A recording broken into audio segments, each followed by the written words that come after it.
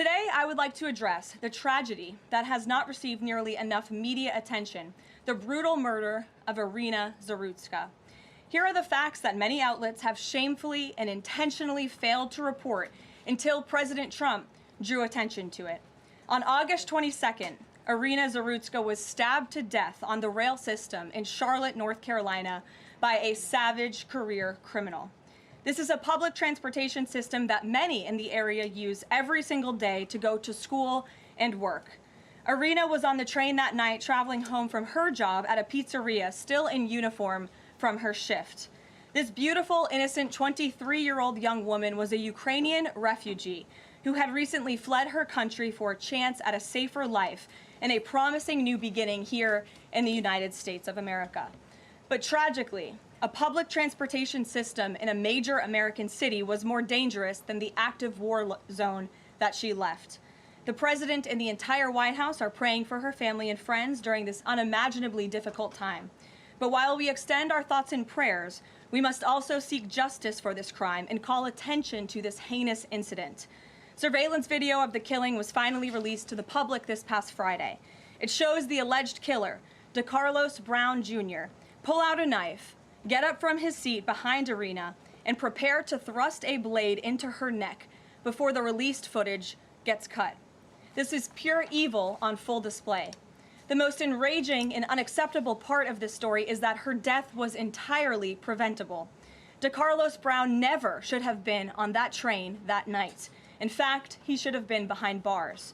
DeCarlos Brown has been charged with crimes no fewer than 14 times, dating back to 2011, including for armed robbery, felony larceny, breaking and entering, and shoplifting.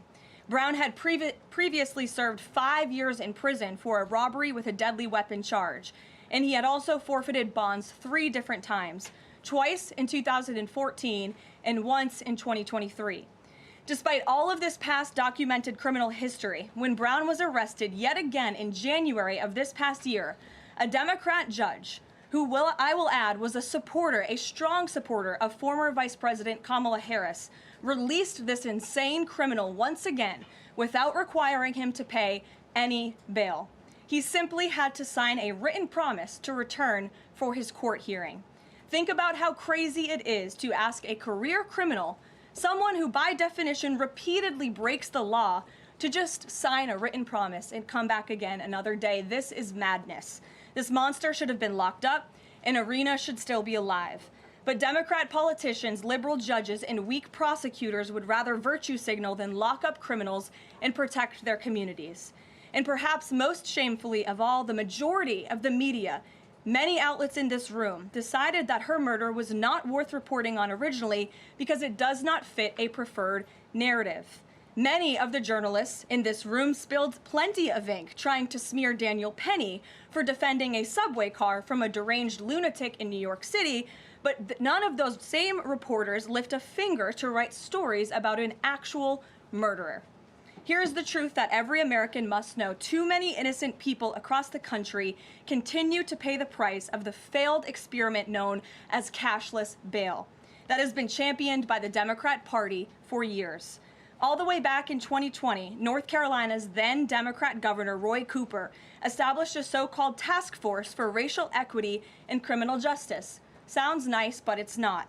That task force was co-authored by then Attorney General and current Democrat Governor Josh Stein. It recommended, quote, reimagining public safety to, quote, promote diversion and other alternatives to arrest. It also advised to de-emphasize some felony crimes, prioritize, quote, restorative justice, and eliminate cash bail. Democrats in North Carolina and nationwide are consumed with pushing a woke, soft-on-crime agenda, no matter how many innocent Americans suffer as a result.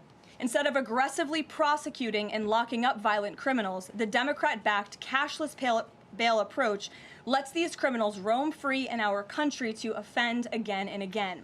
These reckless policies have turned too many of American cities into hunting grounds for career criminals who mock our justice system, drain law enforcement resources, and wreak havoc on law-abiding citizens. Enough is enough, and that is why President Trump is doing everything in his power by taking action to undo these absurd policies. The president recently signed a powerful executive order directing the AG to submit a list of states and local jurisdictions with cashless bail policies so that the Trump administration may identify federal funds that are being provided to these states and can potentially be suspended or terminated. President Trump firmly believes that to maintain order in public safety, we must incarcerate individuals whose pending criminal charges or criminal history demonstrate a clear ongoing risk to civil society. This is a common sense and sensible approach that the vast majority of Americans agree with, and it's time for the Democrat Party to get on board with what is right. When these criminals are caught, they must be prosecuted to the fullest extent of the law and be sent to prison, where they can no longer terrorize our streets. This is the mandate the American people delivered to President Trump, and it's a mandate he intends to fulfill.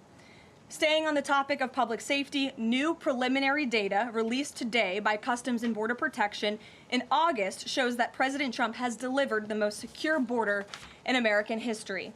For the fourth straight month, 0 illegal aliens were released into the United States by CBP. Nationwide encounters are down 93% below the peak of the Biden administration. Border Patrol apprehensions on the southwest border in the entire month of August were less than what was apprehended in 4 days in August 2024 under the Biden administration.